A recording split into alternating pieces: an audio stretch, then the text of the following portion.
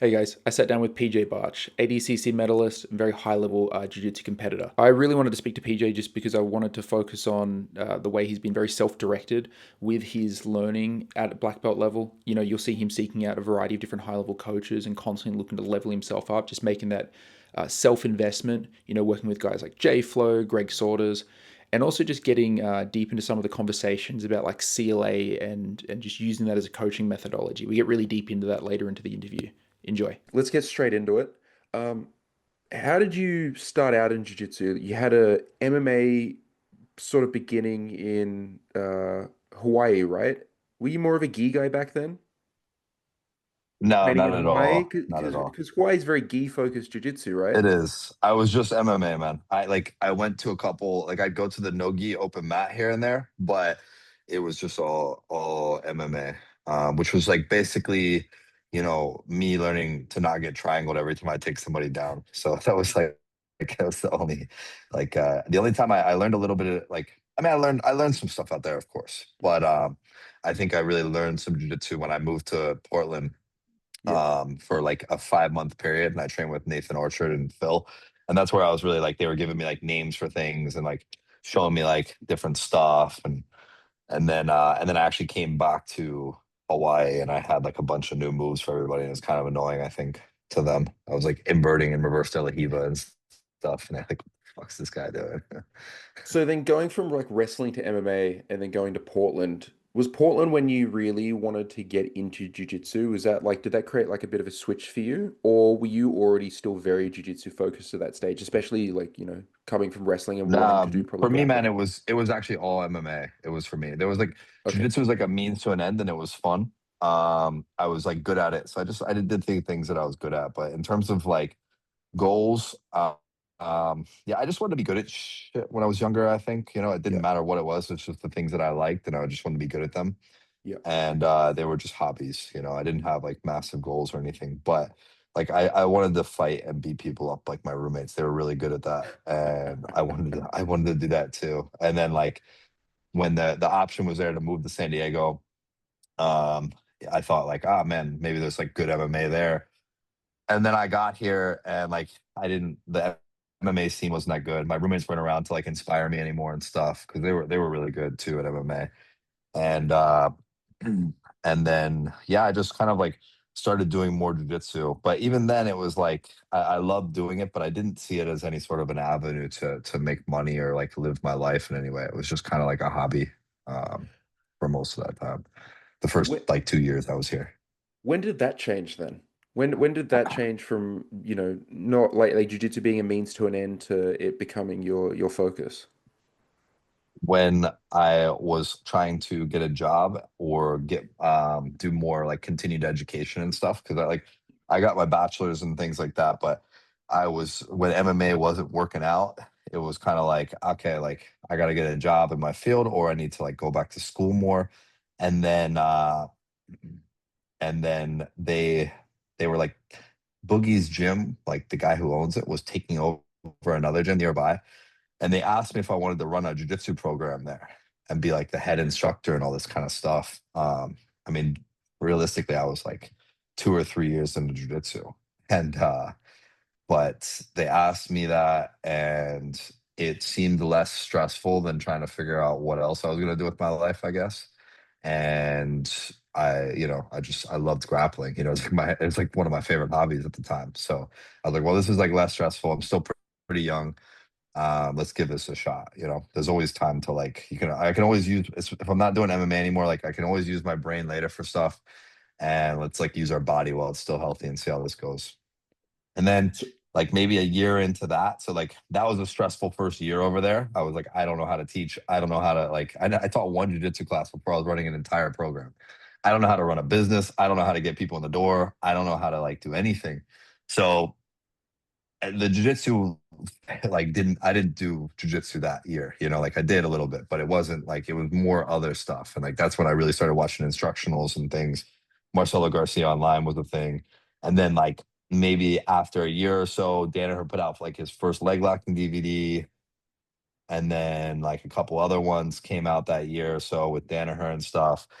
And so I was studying all like the early Danaher DVDs and stuff. and then all of Marcelo's stuff, and that was kind of leading me in the right direction for like teaching and stuff, and even my technique and stuff. So I keep that's when I became like pretty self-directed. When I was with Boogie, I was learning a lot of cool moves, and I didn't have a lot of investment in where it was all going. It was just like, it's cool moves, and I'm good at it. And it was directed towards like EBI rules and sub only and things like that. But it was just like, here's a cool move. Let's go do this on some guys. And like I had a lot of grappling experience, and I was pretty talented, so I could do them fairly quickly. But like it wasn't until I was teaching where I was like, what does all this mean? And where is it all going and stuff like that. And then on top of that, trying to like run the gym and have a bunch of students and the stress around all that and stuff. So this was like, yeah, that was like a good 3-4 year period or so. But I think like after a year or so, I committed myself to it, and I was like, you know what, like, yeah, let's go all in on this. This could be a thing. That was pretty like 2018 or something like that. And then I tore my ACL like that year. So there was like, yeah, it was tough timing, I think. You said something interesting there, and I feel like that really sort of characterizes a lot of jiu-jitsu from back then, which is having a lot of cool moves. And I feel like, especially like, yeah, like I remember that sort of like 2015 era of jiu-jitsu, there was not a whole lot of direction given to jiu-jitsu, or at least not a lot of explicit direction. And it Or was even like, moves, man. Like there was even moves were tough to get back then. Like it yeah, was tough to get either. That's where I feel like 10th Planet thrived so much, was like they gave us a bunch of moves. Granted, maybe like not the best for all rule sets or the best for all jiu-jitsu and things like that, but they did give a bunch of moves and they named them all. And that's where yeah. like they really thrived with an American audience that wasn't just like, I feel like they had it in the gi probably a bit, more than we had in no Oh, gi. maybe, maybe. Yeah. So this is something that I But even found then, it really. was like, oh, it's just Toriano, or it's just, you know what I mean? It's something like this. I've got I've got a Brazilian friend of mine, and he's lived out of Brazil for a very, very long time. Got his blue belt in 2001, and he sort of spoke about this with jiu-jitsu that I thought was really interesting, which is, so he got his blue belt in 2001, stopped doing jiu-jitsu for a long time, moved to Australia, and then he would see sort of Brazilians come over, they teach a seminar, things like this, and they're very, very vague on the details. And he said he thought maybe it was more of like a second language issue. But even in Brazil, they teach the same way, where it's kind of just they sort of show the move. There's no names given to anything. There's no real explanation to how things are Yeah. done. You kind of just sort of vaguely show it and then you just do the move. So I think you're right there. Like Eddie was the first person I ever saw that really sort of had a systemic approach to showing jiu-jitsu. I remember that first sort of instructional that he put out where he's breaking down like the pyramid and all these Yeah, moves man. there. Yeah, yeah.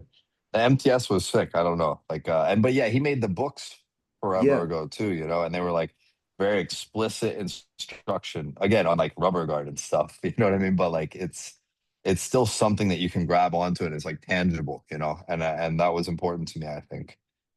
Um, but yeah, I think even back then, like even moves were tough to get.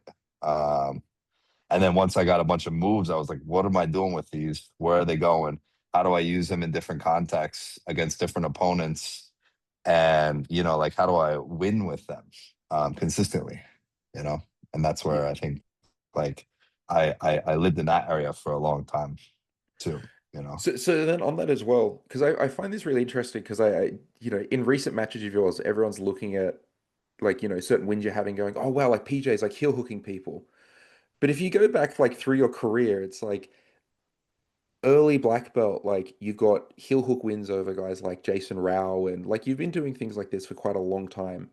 But Yeah, coming from wrestling then, like how was that then starting to implement these different types of skills into your game? Like, did you find it difficult? Because I find that wrestlers, when they come into jiu-jitsu, can really sort of struggle to break through on trying to actually do like more jiu-jitsu moves.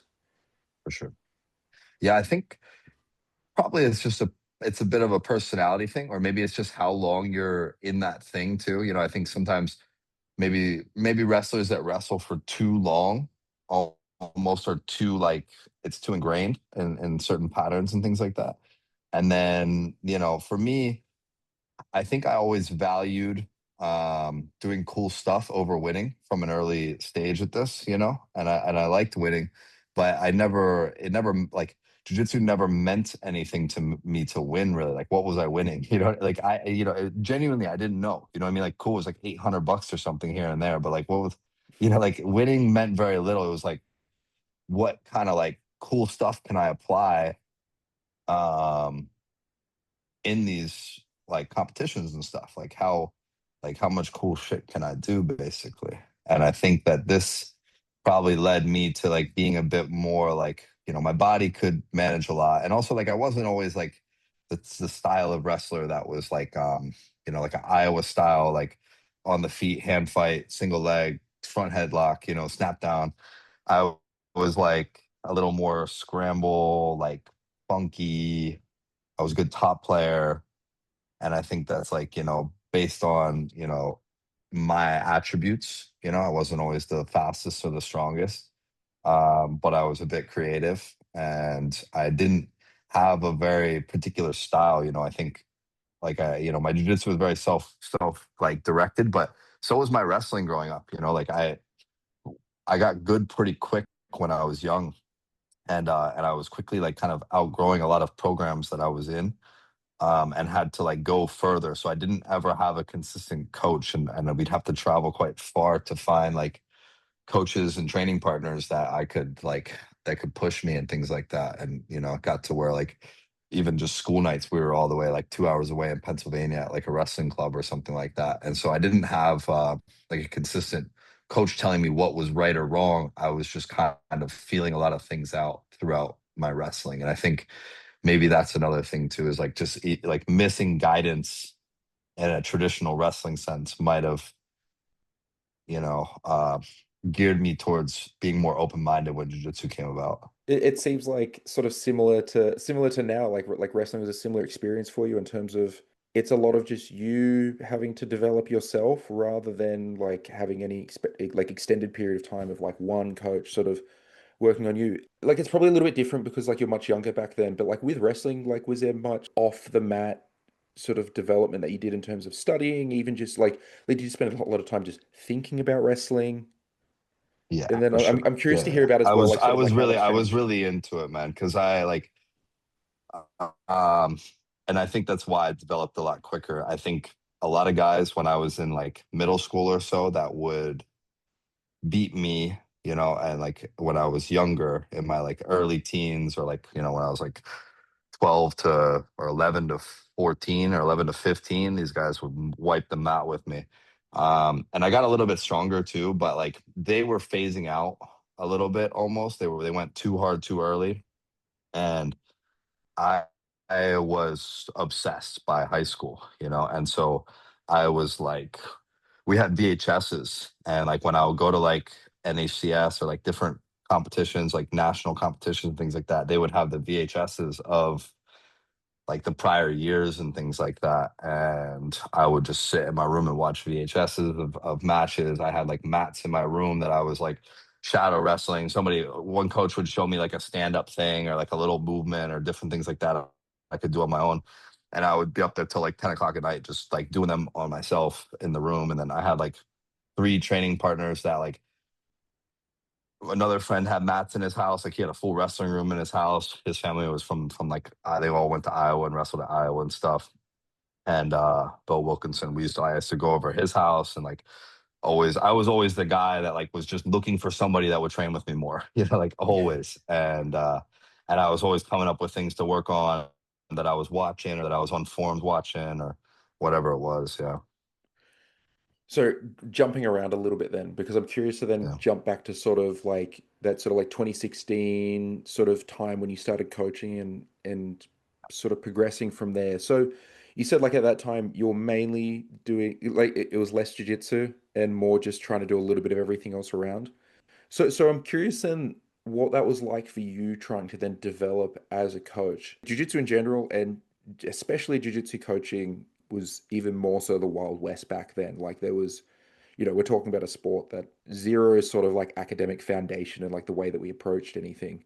So what was that like for you then trying to like learn more about becoming a coach? Was it just like and I'm really curious to hear about like from then, like, getting towards now, like, you're doing like work with Greg Saunders, for example. Well, for one, like I always felt like something was wrong with the jujitsu practice, like from early on, because I felt like wrestling practices, despite not being, um, I would say like scientific, I would say that it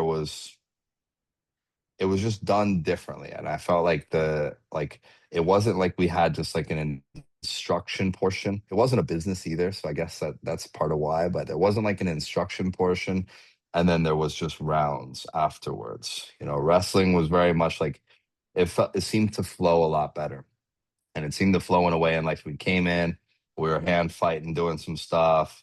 Coach was kind of yeah, like, hey guys, why don't we try to like pass this elbow here for a bit? You know what I mean? And then you kind of tinker with like passing the elbow for a bit, like grab the single leg. You know what I mean? Hey, when I grab single leg, I like throw my shoulder like this. And so you're just getting little bits of information while you're moving at a good pace with somebody, and then we'd Yeah. even play some games where we like, starting to switch, who can get their hips higher than the other person's hips. And like it would seem to like just gear up in intensity as the practice went on, and then we're just doing rounds at the end or something, and Yeah. it just felt way more cohesive, Was and it and it fit more? me a lot better Sorry too, to jump in for personally. a second. Just because you Yeah. mentioned like the coach will say like, oh, like why don't we start like passing the elbow across here? Was it like more organic as well, in terms of like, okay, like as the practice is going in one direction, like the coach is maybe seeing one thing that's going on and then sort of steers practice in a different direction? Sometimes it depended on the coach, right? Like, Yeah. and like in college, it felt like this a little bit, in terms of like he would have a plan of like some stuff to work on, but it was very quick and actionable. And then as he's noticing stuff, he's like changing the plan a little bit, seeing where guys are at with things, you know what I mean? And just kind of like going through it in that way. Um, yeah, I'm trying to think, I haven't thought about it in a long time, but I do feel like it was like yeah, more organic is definitely a good word for it, where there's a plan, but it was a light plan, and it was structured around like probably someone else's own like instincts and feelings around things, and not what they learned on a YouTube video prior, or, you know what I mean, or what Danaher said. It's not regurgitated information. It's like what these people actually felt and did, and things. Yeah. Super quickly, if you're enjoying the video, like and subscribe. And then from there, do you find actually you carried many ideas from wrestling practice across in your coaching? And like, I'm assuming maybe like initially, but is there much that's like sort of like carried through even to now? Do you feel like, or do you feel like now your coaching is just completely different to anything that you would have ever sort of thought Well, about? when I first started at the gym over there and I was coaching, I just went with the structure that I knew that worked for jujitsu. Even though despite like not knowing that it worked, like not knowing like if it was best or not, feeling like something was off with it, but like knowing that it worked, and I had to get members, and that's like how I knew to do things. And so I continued to teach. I continued to like watch Marcelo so much that I was even like saying things with a Brazilian accent. And then Danaher, I was talking too much when I started watching him, and then I started learning the moves and getting a little better at things and stuff. And then um, I would say that there was a time period. So that gym got like sold, and then they like brought in a new crew, and I kind of got fired. And that's when I decided I was like, I'll just open my own place. And um, there was like a 2 year gap, and this 2 year gap was probably like one of the most important in my jiu-jitsu, because I had like maybe 50 students that just were like, hey, we'll go wherever you go. And I was like, all right, well, I'm building this gym, but I don't know how long it's going to take. And then I just started renting out space and teaching them at night, like the group of people that were with me. And in those 2 years, I got a lot of time to like not focus on running a business anymore. And this was like right before ADCC. Like it was like perfect timing, all of it, honestly. It's when like my jujitsu got a lot better. It's when I started to develop like better class structures. I took a lot of time to myself in that time. And it wasn't just like, how do I get my numbers up in this business? Like, how do I get more people in class? I got to really like take a back seat and get to think about things and work on things and stuff. And this is when I started working on class structures. And even then, like prior to Greg, what I was doing is actually like I hear this, they do this a lot of AOJ too. I just heard this like last week or something, but um Well, for one, like I started every practice on the feet with like some form of hand fighting. It's like where I started every practice was just some sort of hand fighting. Sometimes it would be even like live passing drills or something like that. Something with like a lot of mobility with like some tasks in hand, but like they were still pretty broad. You know, I'd give ideas around like certain things, you know what I mean? And I'd be like, hey, you know, can we step to split squat? Then can we get outside of the legs or something like that? But I wouldn't use that language per se. You know, it would be Yeah. like more like move language, I guess. And then same for like the hand fights and things like that. And then I would go through a couple sequences. There would be like a couple of like I'd basically show something, and then I would like within 2 to 5 minutes, I would give them reactions to give um, based on that thing. And then they started like getting reactions, and then I would take inventory of the room, and then I'd be like, okay, well, like give this reaction now, and then give this reaction, and then okay, like blah blah blah blah blah. So I was like, it was very guided resistance. Um, and what I actually found in that time, and the guys that stuck through those 2 years with me, is that they became like really, really um, developed in these areas that we worked on in that time period. Like their jujitsu to me is beautiful because it's exactly like what I wanted. You know what I mean? And it Yeah. was like, and it's done so well based on the reactions I was giving them and yada yada, whatever else. And then we do you know, like situations, and then we do rounds. And for me in my own training, this is how I started doing my own training, where I would just like grab a partner or two, we'd meet somewhere. I would set a timer for 3 minutes, and I'd say, hey, I'm working there 4 minutes. And I'd say, hey, I'm working this for 4 minutes. Can you go on your back and go on a split squat? Give me these reactions for 4 minutes. We would do this for 45 minutes to an hour. This would be our drilling, which would be like, you know, just getting reactions based on what I was working on, what I studied, what I was looking at, things like that. And then I'd go into Legion. I'd work with like J Flow. And then rounds wise, I would do like not that many rounds, to be fair, man. My volume was quite low on rounds, and I was doing like, and when I did rounds, I was just looking for very particular things. Or I'd even ask the person in the round, like, hey, can we just do like rear body lock rounds for right now to like certain areas and things like that.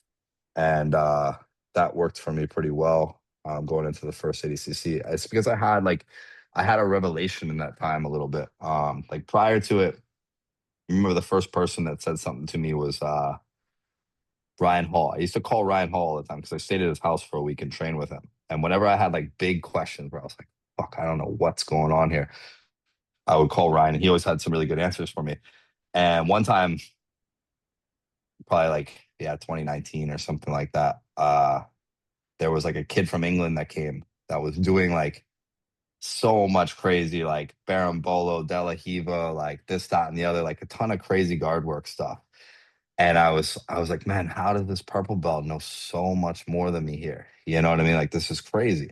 And I was like, the amount of investment I need to put into this right now to catch up to this purple belt in this area, it feels like, I don't know, something's off here, something. I don't know. And I called Ryan and talked to him about it. And he was like kind of explaining to me like that I don't like necessarily, for one, I have wrestling, so I don't need to have 8 sequence guard technique. I need to have a 3 sequence guard technique that gets me attached at their hips or their legs and puts them down. You know what I mean? And then for two, like he was like, it's nogi. Like the amount of like chaos that can happen in a 7 sequence move is, you know, astronomical. Like that thing that you see him drilling is rarely going to look like that. And he was like, it's best if you just like create black holes in your game and then funnel people into those areas. And when I lost the gym and I was really focused on, like, this was kind of, so I did two iterations of trials, and I lost at both of them. I mean, I placed at both of them, but I didn't go to the finals in either of them, right? And that was before I got into ADCC actually. Um, but in those iterations after those trials, I took a big inventory and I was like, what am I doing here? Like, I don't even know. I'm still doing what I used to do, where I just used to go out and I was like, submit them or something. You know what I mean? Where I was like, just go submit them. And I'd go in there with like no strategy whatsoever. I'd gas out. I'd be doing 100 different things. I'd be like wrestling, pulling guard, jumping guillotines, like I was just all over the place. And there was like no strategy or rhyme or reason to what I was doing. And I was trying to do 100 different things too, and like all these different moves and stuff.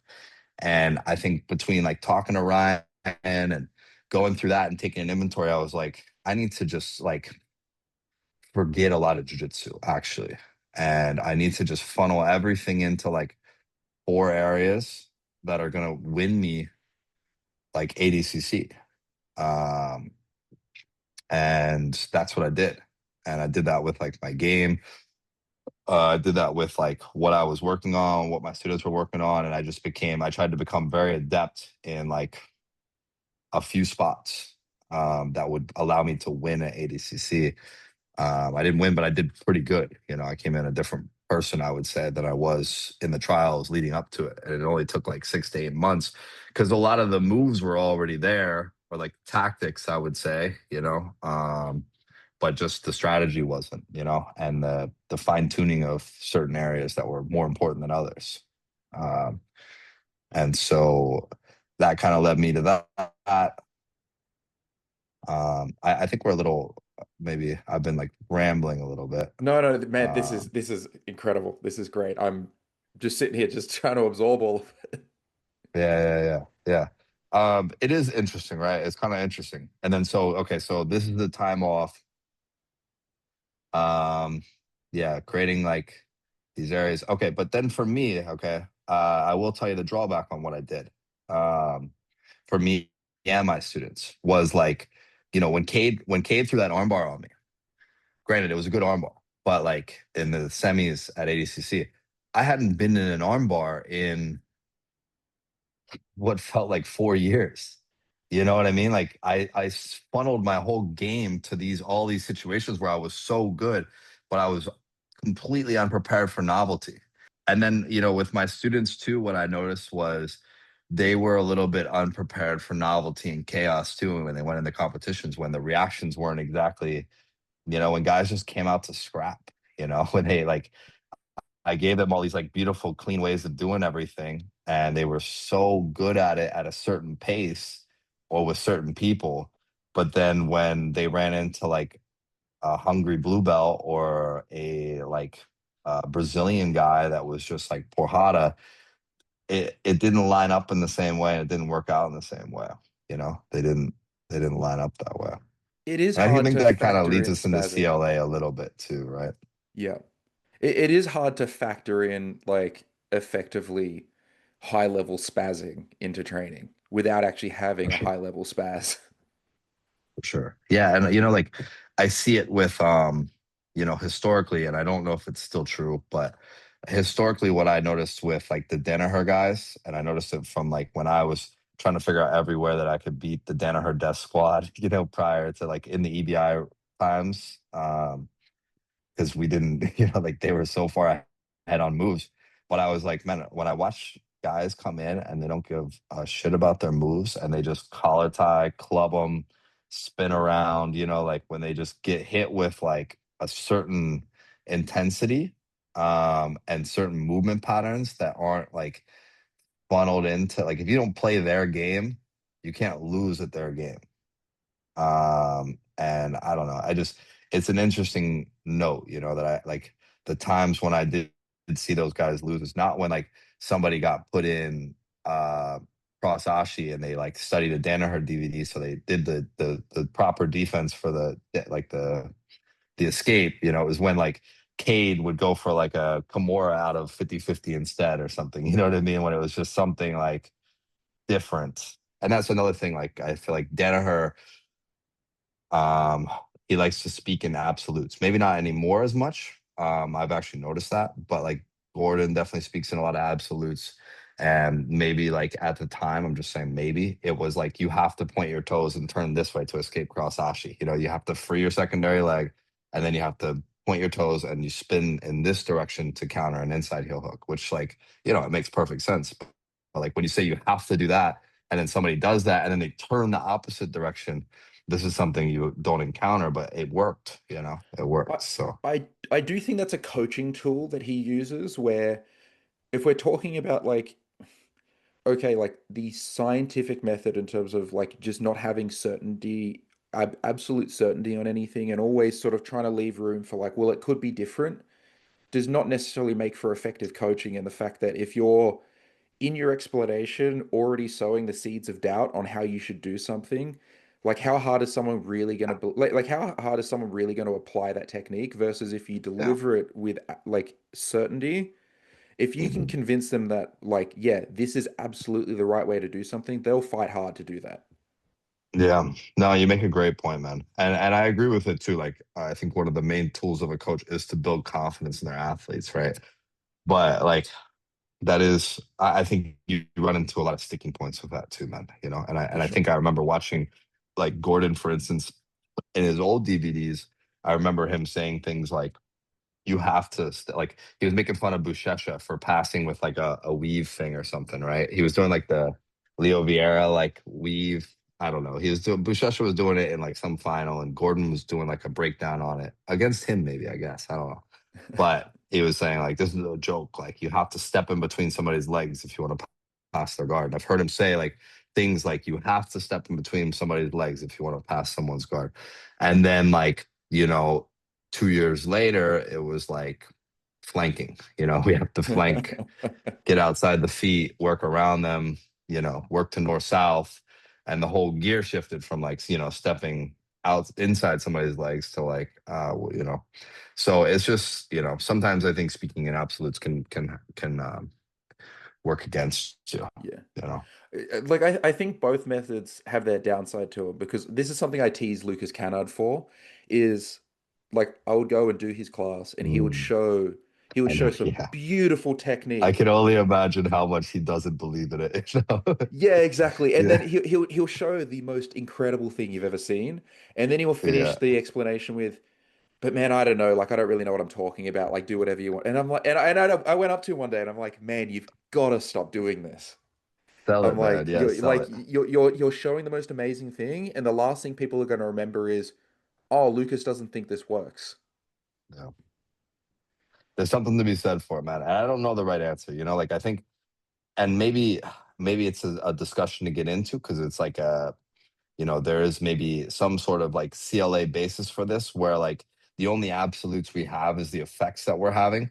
And if we focus on the effects of things that are like, if we don't focus on what movement patterns are creating that, but we focus on the effects, and we say like, with confidence about the effect that we're having instead, you know what I mean? Yeah, That's where we can create like that sort of language, is by having, really solid like confirmation on the effect that we're trying to have, and not on the movement pattern that got us to that effect. So maybe yeah, that's the in between point, right? yeah. Actually, so I can speak to that a little bit because I just got one of Rob Gray's books, and I've been reading through it. Is like the idea of repetition of outcome, and Mm. the example like he's talking about with blacksmithing, Yeah, yeah, where yeah, yeah, hitting the same point, like hitting the same part of the hammer, like consistently, but the movement being different on how you actually achieve that each time. So it's like the repetition of like, or like exactly as you're saying, like hitting that part of the hammer essentially, like and being confident in like the outcome that that's gonna, or like sort of having certainty on what that is gonna produce, but not necessarily on the movement itself. yeah, yeah, exactly. Like, I think the analogy, or like the study that they used, was like they tracked a beginner's swing, and every beginner's swing was exactly the same, right? But where they hit the anvil or the sword or whatever, I don't know what they were making, but where they hit the anvil every time was in a different place, Yeah, right? Whereas with the expert, they found that they swung the hammer differently every single time, but it landed in the exact same place every single time. So then, like, the certainty you can have is that, like, hey, if you hit the anvil right here, this is where you're making a sword or whatever you're making. I don't know. We don't have too many blacksmiths anymore, but how you make Yeah, that that was swing like is early gonna 1900s. but how you swing your hammer is gonna be completely dependent on, how long your arm is, how, there's so many factors that can go into that. Yeah, they because he references as well like a study on golf swings, and even like when they're comparing international level like competitors in golf versus like oh sorry like national level competitors versus international level competitors, the international like professionals had like even greater variance in their swing than what the national level Mm, competitors did, which I thought was interesting because yeah. you would assume that there would be greater variance at a lower level, but if anything, there was greater variance at a higher level. Yeah, yeah, man. I think it's absolutely true, man. Um, so yeah, I think, just I guess that's like a discussion for another time, and Yeah. probably someone like Greg could speak on that a little bit. I'm sure he would say something similar, but he'd probably have, a better reply, or maybe just more, actually more difficult to understand even, but who knows? Depending, yeah, that can Depends go on one where of you're two at. directions. But Yeah. you're saying as well that then like dealing with, chaos, with the current method that you had to training, and you started like referencing like starting to then work with like constraints-led approach, and maybe how that can sort of deal with that Yeah. better. Maybe I'm mis Yeah, and I actually, like, I didn't realize that until later too, right? Like, I think, the past 2 years has been pretty eye-opening to me in terms of jujitsu for sure. Like, I already felt like I was somewhere, and then, I met Owen first, and Owen came, like, just guys from like the UK and Australia are gonna have so much more to offer. I think in terms of, like, I think they've just been over there studying for the past 8 years, and like, I don't think Americans are doing the same amount of, not all, of course, but like, I think because we've been more exposed to quality instruction and big gyms and good gyms and things like that, um, we haven't had to, let's say, overthink our jujitsu as much. And I do think that people in like the UK and people abroad, Australia included, have put a lot more time into their studying, because they weren't as exposed to like the in vivo instruction and stuff. And I think Owen was my first like really close friend. What I mean, I'm leaving people out for sure. Like, and because there was a girl named Rachel before that who was giving me like amazing tech and stuff like that.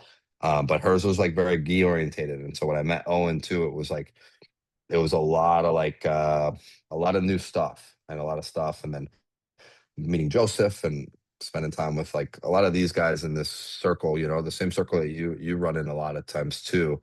I was exposed to like a lot more in vivo, like, feel on like new stuff. And I think not only that, but like from everything I had prior, um, it's pretty inspiring and fun and exciting and gets you back into it.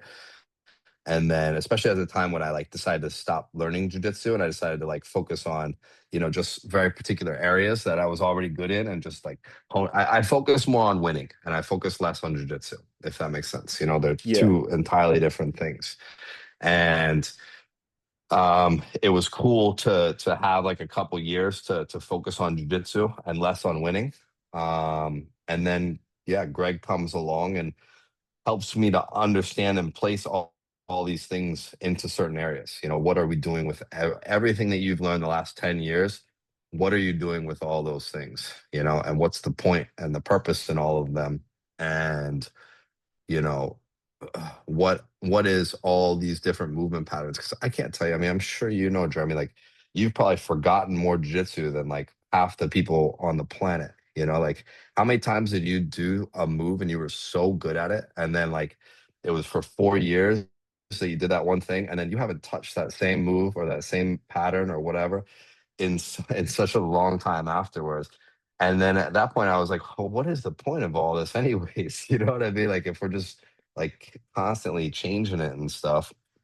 And then so I don't know, it gave a lot more direction for what I was doing, and the, like, what I needed at certain times, and what the purpose of it all was. I think the framework that he created to in order to like create games, and create like constraints and stuff like that is really what like led to deepening my understanding of jujitsu, just by like really breaking down the human body and what's happening in these movements, and I think probably like even a lot of it comes from John, and these guys and stuff. There's no doubt, like I'm sure he studied so much of what John said, but even then, like it's, maybe it's just like a heuristic here and there. Like if their hands are on the mat, you choke. If, their hands are fighting your hands, and you go behind them.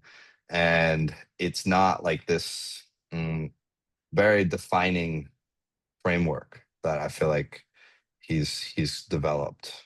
I That's do been think really helpful. I do think there is like a big overlap actually, like more than what other people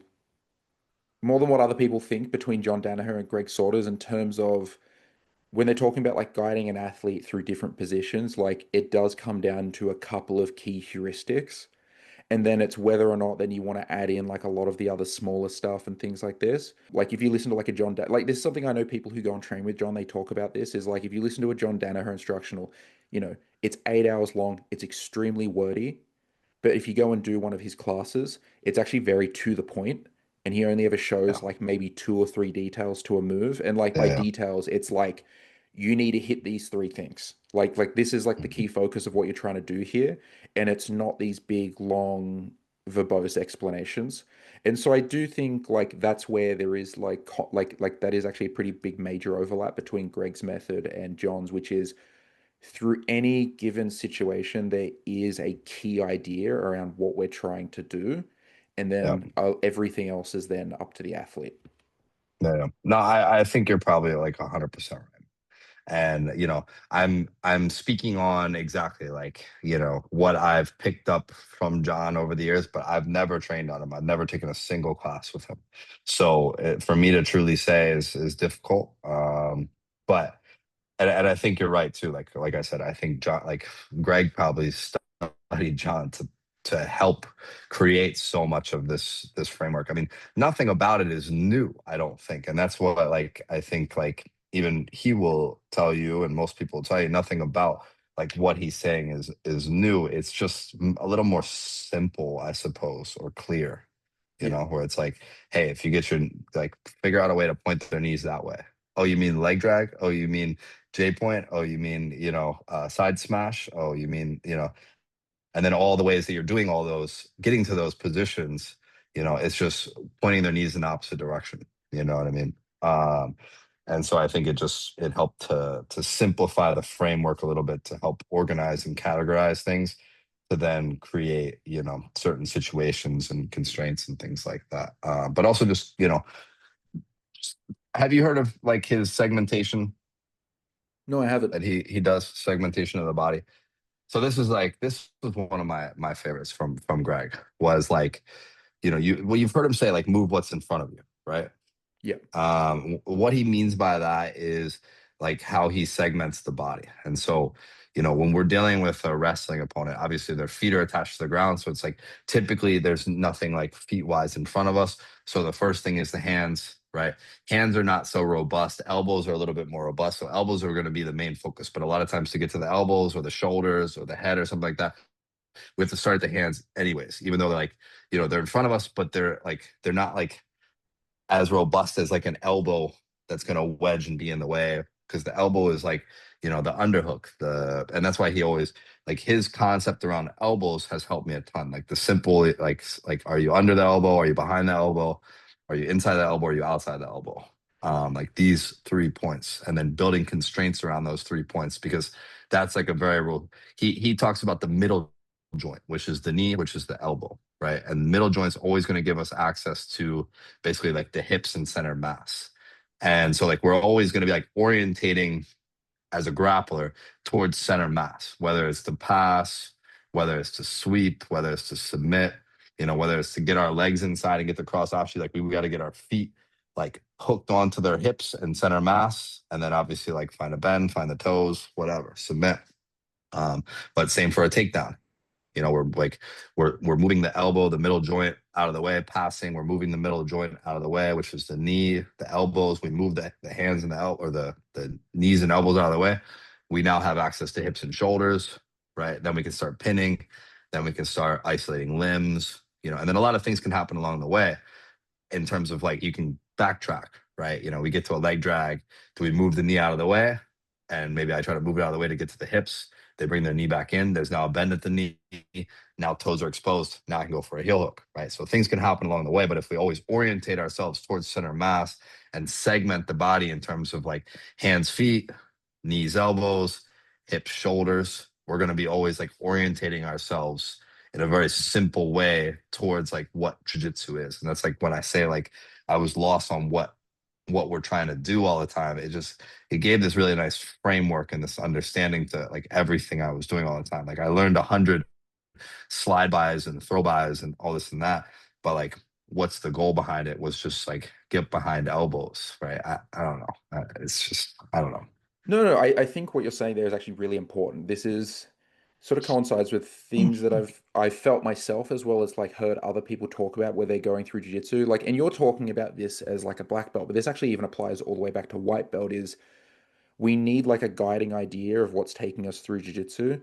And that's going back like to what we are talking about before is I actually have heard Dano talk about a like very similar things. Like he talks about, when we're playing like cedar guard or wherever, it's like we're generally trying to get past the hands to the elbows.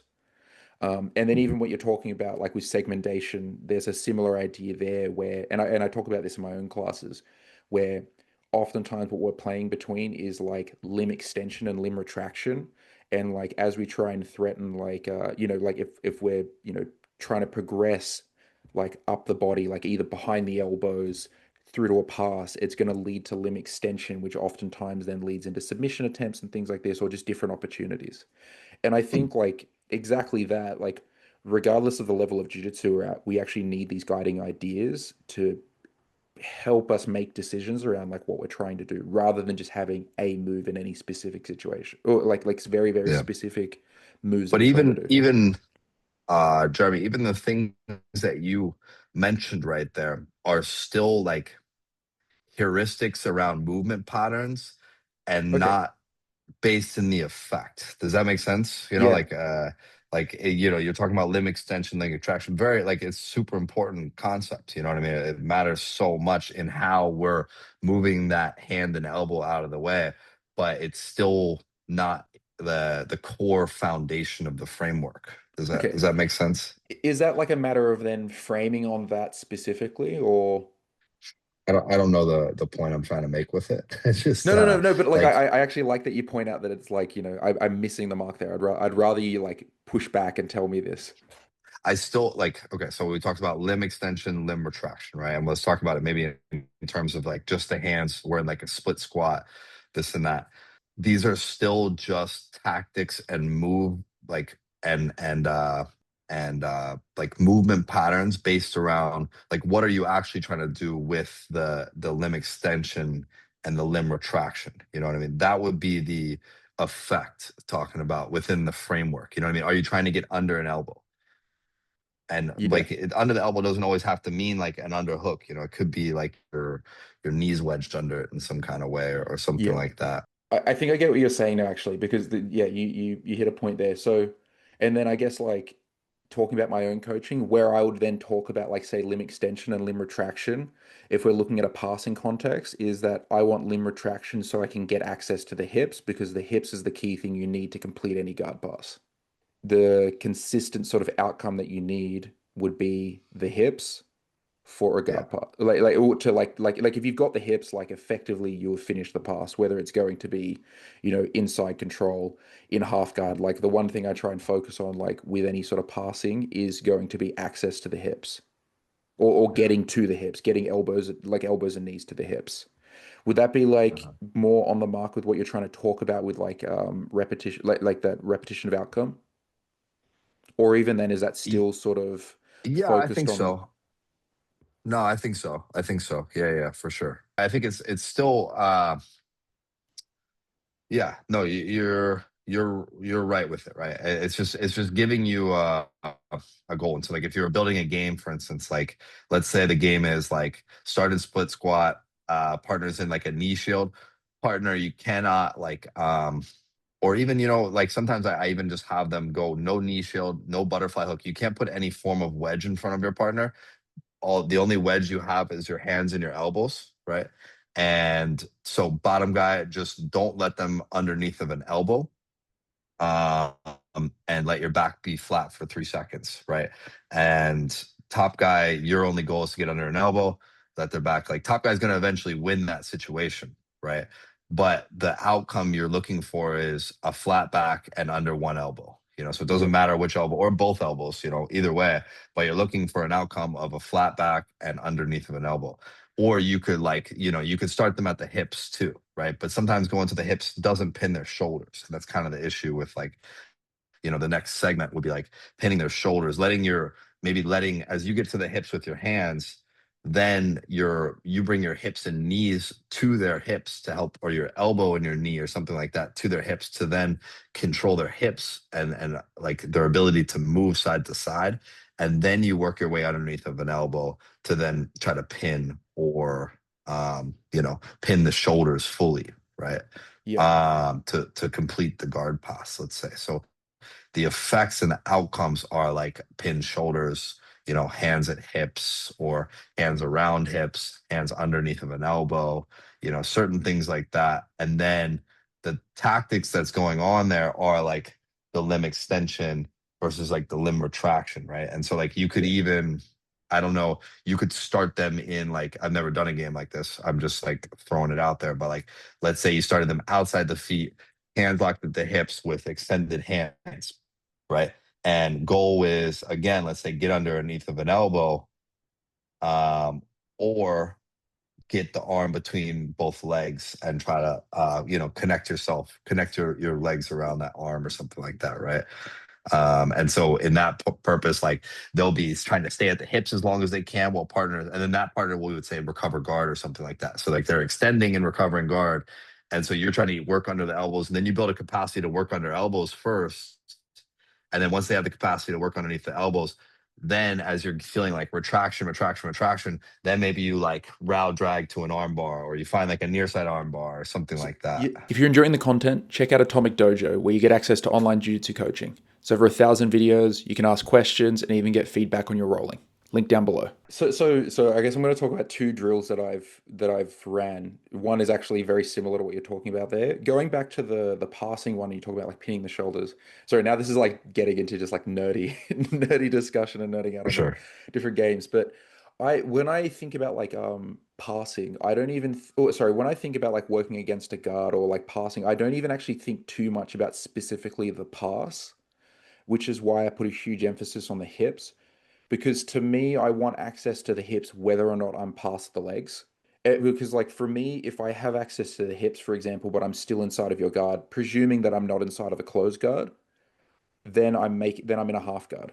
And then the idea is then I use like access to the hips to progress to the shoulders.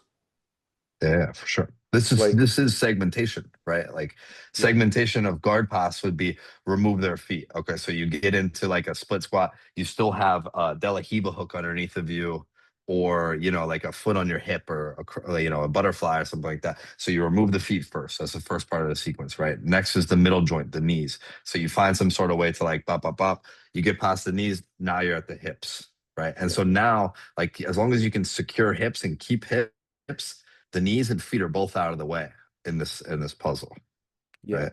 And so like that's just it's segmentation. Sorry, I was just trying to like map it into what segmentation is, I guess, No, no, right? I'm actually really enjoying the discussion, and I think actually to be fair as well, I actually think this is like the sort of thing people also want to listen to is like started to get like a little bit into the nitty gritty of some of these things. For sure. Um, and then actually as well, like it, I don't know why I'm sort of mentioning this, but I think like it's just interesting to see us being on similar ideas there. With you're talking about like having the defending player just using their hands, because there was something I was trying to work towards, which was for a specific drill was defending player can only frame using their hand or using their upper body, like they can only use their elbows and hands. And then the top player is looking to try and either just get chest to chest with the bottom player flat or any variation of a head and arm grip, regardless of if the person is back on the floor. Because again, like, and then like then bringing it back when we're talking about limb extension and limb retraction was trying to play with the idea of getting either limb retraction so you can get chest to chest and flatten the person out, or limb extension, which would lead into different types of front headlock attacks or row drags and things like this. Like trying to get like limbs extended because then you can actually start locking around different limbs. Yeah. Yeah. I I think I'd have to see it a little bit. Um, but it sounds pretty sick, to be honest. Well, Yeah, because it what sounds pretty cool. I guess because you mentioned the Rotulos before, and I made this comment because this is essentially how I got DASed by Cade Rotulo in 2019, was Okay.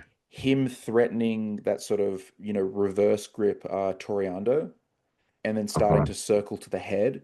And what you see him get is like people look to try and frame because their legs are controlled. They can only frame with their hands.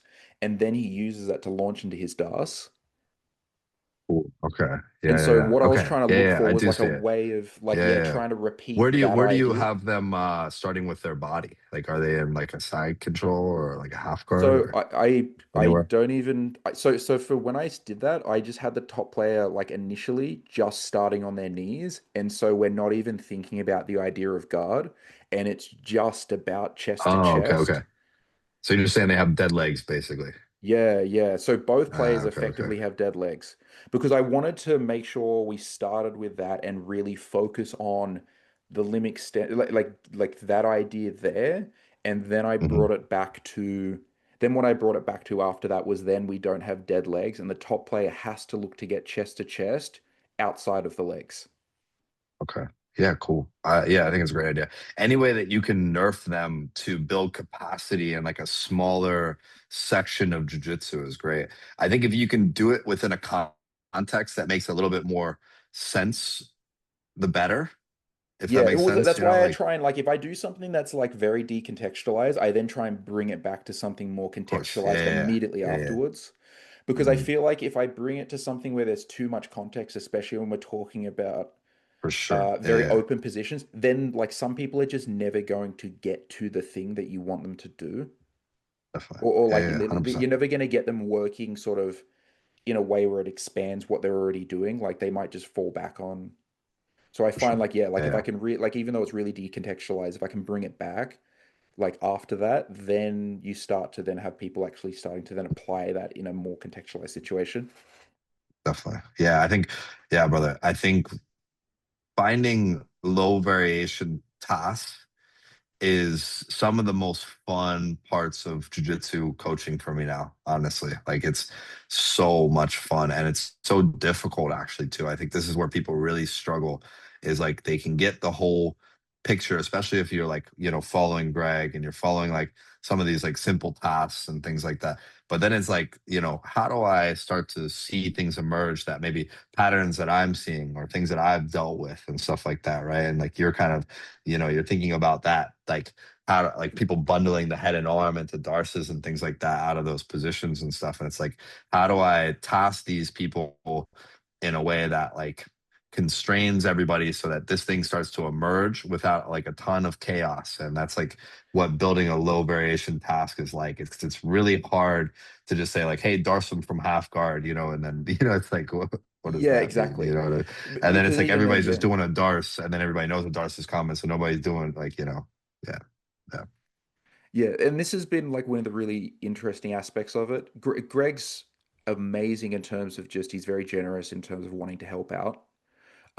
He Mhm. shot me a message the other day and just said like, "Hey, like if you just need any help with anything, like because I've been trying to like post about this, like and sort of share like some classes I've ran, and I just said to him, I was like, man, I have a ton of questions, but I want to sort of play within that space first and try and just experiment Sure. myself with this Fail sort a of bit stuff. first. Yeah, Yeah, yeah. before trying to fire off questions rather than just getting told, like, okay, this is how you do it. Because otherwise, then we end up with the exact same things Mhm. rather than okay, like if I discover some different things and then I talk to Greg about Cool. it, then he might be like, oh, cool, like I never thought of that. I'm sure I'm not going to show too many new things to him, but Yeah, I think, it's tough. Like, I don't think the framework Greg chose can change much, if that makes sense. It's yeah. just the constraints and the tasks that you're choosing to orientate yourself or your students around a particular style of jiu-jitsu, and I think it's like,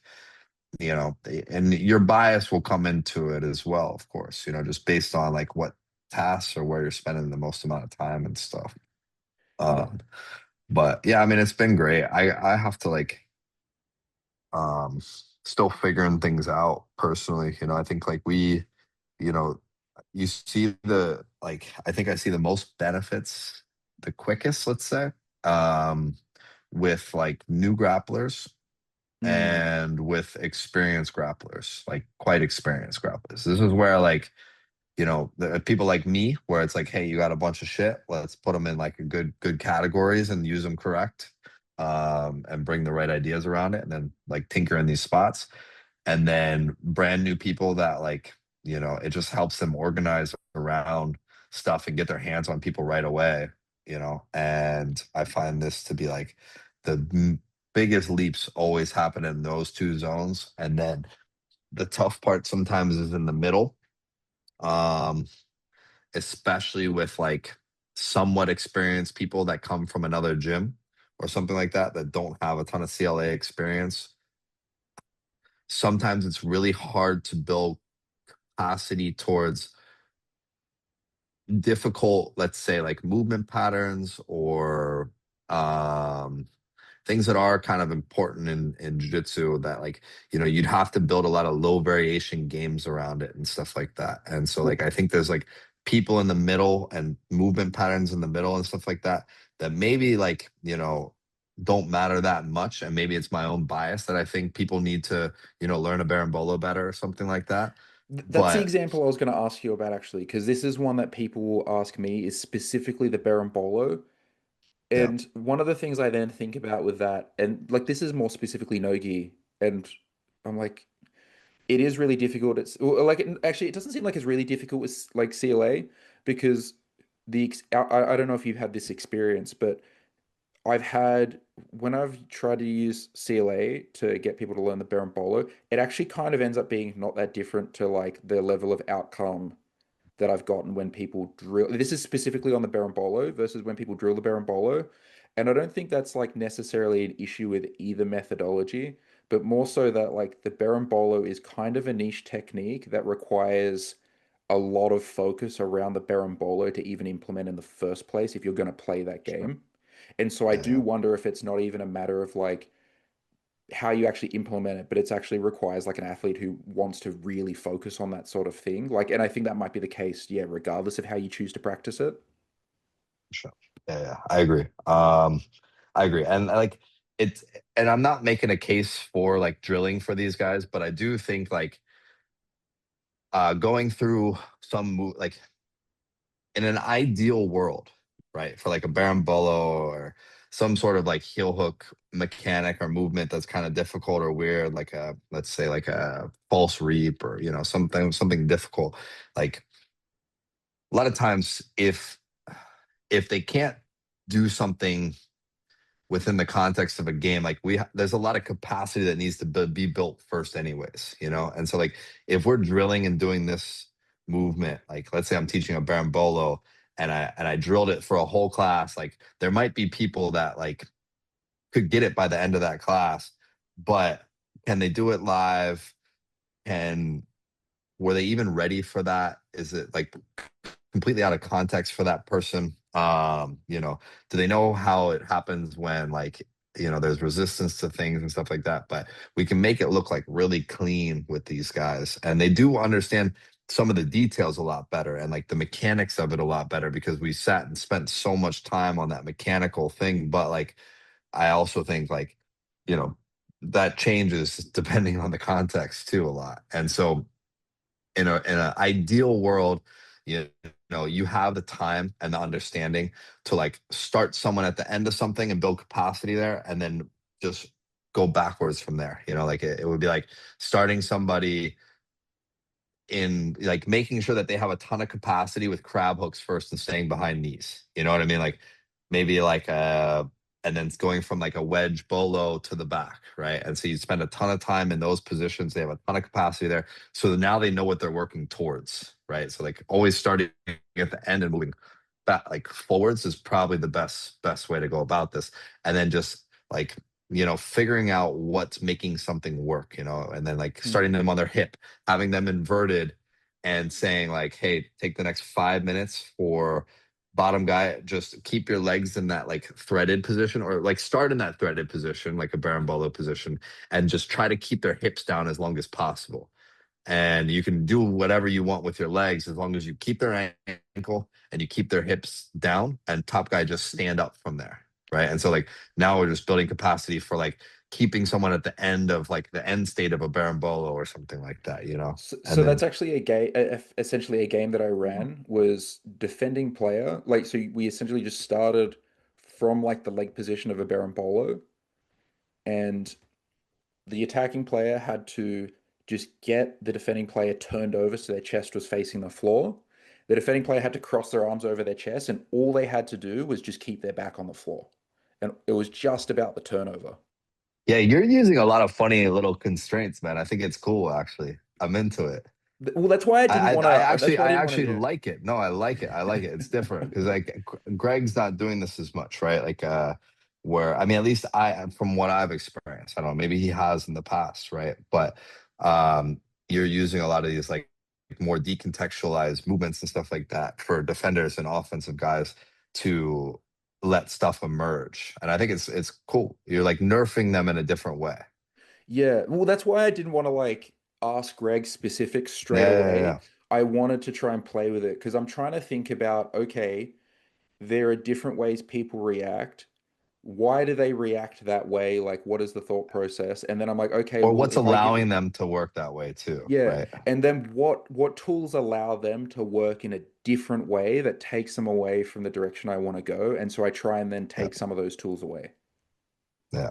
No, it's super smart, man. And I think that's all it is in building constraints, and that's why it's so difficult. Is you have to actually recognize what's going on. Like I was teaching, I was trying to really get our like capacity for keeping the knee line and finding toes, right? So like basically like finding a bend, keeping the knee line, finding toes, not necessarily submitting, but like I was trying to build a lot of capacity for this, but it was really difficult when like people were spinning and they know what we're trying to do, and like different positions, stuff like that.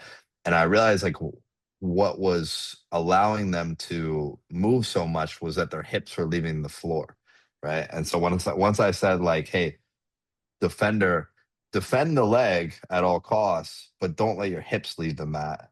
Now, like the offensive guys, like spinning under, doing whatever it is to find the toes and stuff like that. And bottom guy can't let their hips leave the mat. So I just nerf them in a different way, right? And I think like, yeah, just coming up with more creative solutions based on like what's allowing all that movement, or what's allowing, you know, person to defend that. Because obviously there's always going to be a bias where with what you're teaching. You obviously like right now you want the offensive berimbolo guy to be working more than the defensive guy. That's actually a specific question I had on the games is because this is something exactly that I'm dealing with right now is building games, but there's definitely like a bias towards one of the players over the other. Um, do you when you think about like that for yourself? I know this is like a super specific question, but do you try and build games where it's equal focus for both players, or are you happy for there to be more of a bias towards one player? I think there's always going to be some bias, but in order for like both players to stay engaged and to get something out of it, I think that the tasks should be orientated towards like, Mm. and that's why I think maybe sometimes when you decontextualize it too much, they might not be as they might not be getting enough out of it or to stay engaged, or something like that. Maybe, I don't know. I'm just thinking that. And so I do think that like there's probably going to be typically a bias a little bit more depending on like if it's a comp class or if it's like a high variation game. it's probably going to be like pretty neutral, like Yeah. both guys are working a good bit. But when you're really getting into the nitty gritty and you're doing low variation games and stuff like that, there's going to be more and more bias kind of based on how low the variation is. Yeah. But somebody should always be getting something out of it. Like, even though they can't move their hips to defend, they're getting really comfortable with like, heel slipping and, turning their toe slip in and, you know what I mean? And just certain movements and stuff like that. So they're still getting something out of it. So just with this actually, because like we're talking so much about coaching, and you referenced this a little bit before, we're talking about preparing for ADCC and trying to change things with your training. How do you manage actually that balance for yourself between like the emphasis on coaching, like your coaching and like your own like self-development then? Because I feel like that can be quite a tricky challenge. Yeah. Yeah, something's got to give, man. Yeah. That's the unfortunate part. You can't do it all. And it's like I watch things go by the wayside or, everything, goes by the wayside because I'm trying to do too much. And that's an issue, right? When it's like I want everything perfect in the gym, because I'm also like a business owner, and that it comes with all of its own things too. I'm sure with like even just all your content, Atomic Dojo and this and that, like this is a lot of head space and a lot of like things you want to do really well on top of now like maybe a relationship, now like a kid, and then obviously like students, man, like they need a lot. I have to tell them too, it's like I have some pretty great athletes that have come to the gym to train and stuff that are young, and I'm like, hey, I do kind of have what you need if like no gi's your focus, ADCC is your focus, and but I also have to like warn you that like there's going to be times where there's going to be I still have other focuses outside of you guys, and like we'll be along on the journey together, like because I'll be competing still or something, but I'm not going to have the same focus on you at all times. And I have to like maybe tell their parents that or something, because I have some teens that are really um you know have a lot of potential, and I have to tell their parents that kind of stuff too, that like, right now I'm in a cycle of coaching and being a business owner, but it's an ADCC year and things are going to pick up, and I'm not going to be the same guy. And like flipping that switch is difficult. It's hard. I can see it, like I feel for like the people around me, I can feel for like maybe the students that like aren't getting the same attention. Maybe I'm exhausted at night when I'm coaching, or just in the mornings at a session, like I'm focused on me and my session and not on everybody else in the room. Or, the business is like doing okay, but I'm not there to like micromanage and check all the numbers all the time, and be on everybody about if everything's getting done and this and that, and they do a good job, and it does well without me. But I do think, being so invested in it myself, like I have a whole different stake in the gym. But something's got to give, man. What do they say, like you can do anything in life but you can't do everything. Yeah. Yeah, um I yeah. think though, like it seems like you're approaching it the right way with at least just being honest with the people around you and just saying like, look, I understand that like, you're coming here, like you want this out of this. This is what I'm focusing on right now. And I think like having like that honest conversation is probably the best thing that you can do outside of just not doing ADCC, but like I don't think that's really fair to yourself. Yeah. Yeah, for sure, man. And I think people appreciate it.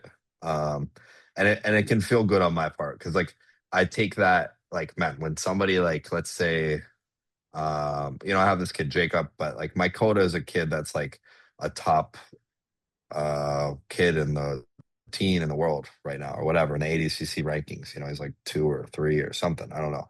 I don't pay attention to the teens all that much. But like he's got a ton of potential. And when like him and them, they come over, I take this like very serious. You know what I mean? I'm like, man, they're like entrusting me right now in this kid's journey, that they're making it like that's his life, his school, his, you know what I mean, his whatever that he's trying to do with his life, and they're entrusting me with that journey and that role.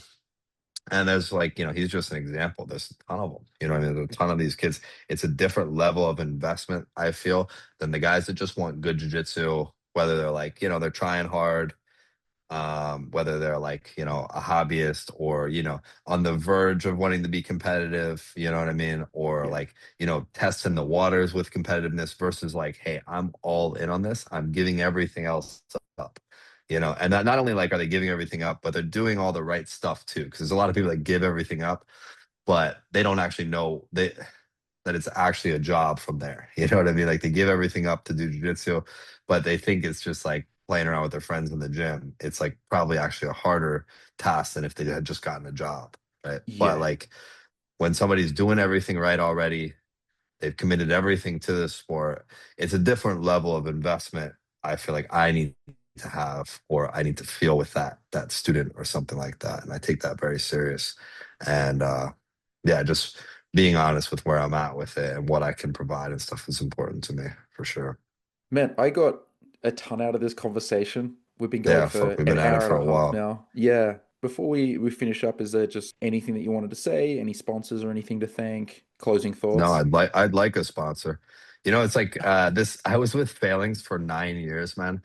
And I like, when I've broken up with like long-term girlfriends before in the past too, like I don't even look for a new girlfriend for years because I'm like, if I feel it so much, you know what I mean? I'm like, the next one has to be right. I don't go out and like typically like go like find a whatever, like Yeah. I don't know, like what do they call it? Like a rebound or something like that. I just sit at my house and just like wallow in it. And I'm like, the next one's gonna be the one. So I gotta like, do this perfect and stuff. And so like when I lost the failing sponsorship, I've just been like, yeah, I don't know, man. I haven't even really been trying, like to get a sponsor or anything because I don't know. It has to feel perfect and right, and I don't want to Yeah. be like trying to sell myself to a bunch of people and stuff. But that's a different story for a different day. So no, no I was gonna say that sponsorships, man. that's starting to I get am into as starting. I, well. I am starting my own little like atomic dojo maybe eventually. I don't have Sick. capacity for it right now, but I'm starting something called Grapple FM.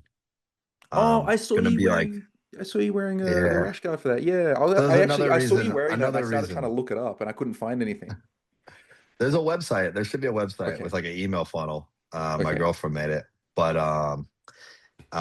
yeah, it's just like for now, just doing like little like little promos on it and stuff because I don't have capacity to do what I want with it yet. But Yeah. it's not going to be like a merch brand or anything. Another reason why like I was okay with not having a sponsor for a bit is just like I can make some rash guards around the brand and stuff. So, Yeah. but yeah, I'm not going to be able to do it until I got some more time. Until after this ADCC. Yeah, I think that's fine for sure. Yeah. All right, sick. All Sounds right. good. Later, Jeremy. Thank you, PJ. Have a good day, bro. You too. See you. Bye.